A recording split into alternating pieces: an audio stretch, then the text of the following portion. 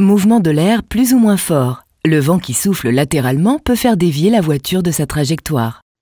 Manon part rejoindre des amis dans le sud de la France et constate la présence de vents très forts sur la route, le fameux Mistral.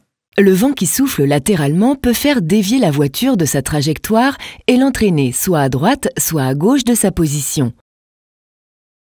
Ce sont les changements entre un temps calme et un temps de vent fort et inversement qui sont dangereux. Ainsi, les rafales soudaines et les sorties de tunnels ou de forêts peuvent vous surprendre. Inversement, pendant les dépassements, notamment de poids lourds, le vent s'arrête et cela peut aussi vous surprendre.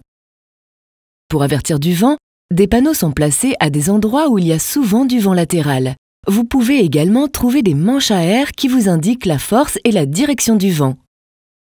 En cas de vent fort, ralentissez bien évidemment. Surtout, tenez très fermement le volant avec vos deux mains et compensez la force du vent qui fait dévier le véhicule en allant un peu plus vers la droite ou la gauche selon le sens du vent.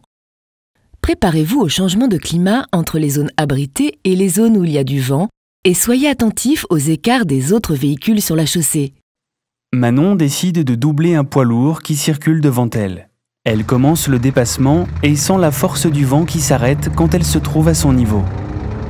Elle termine son dépassement et est complètement surprise par la force du vent qui reprend. Elle essaie de maintenir la trajectoire, mais elle n'avait qu'une seule main sur le volant et n'arrive pas à se rétablir. Elle se retrouve déportée sur la voie de gauche en sens inverse, dérape sur des gravillons et fait une sortie de route. Fort heureusement, personne n'arrivait en face et l'accotement étant plat, elle réussit à freiner. Manon aurait donc dû préparer avec beaucoup d'attention son dépassement. Elle aurait dû tenir fermement le volant avec ses deux mains pour contrôler la trajectoire de son véhicule et ainsi compenser le retour du vent après la fin du dépassement du poids lourd.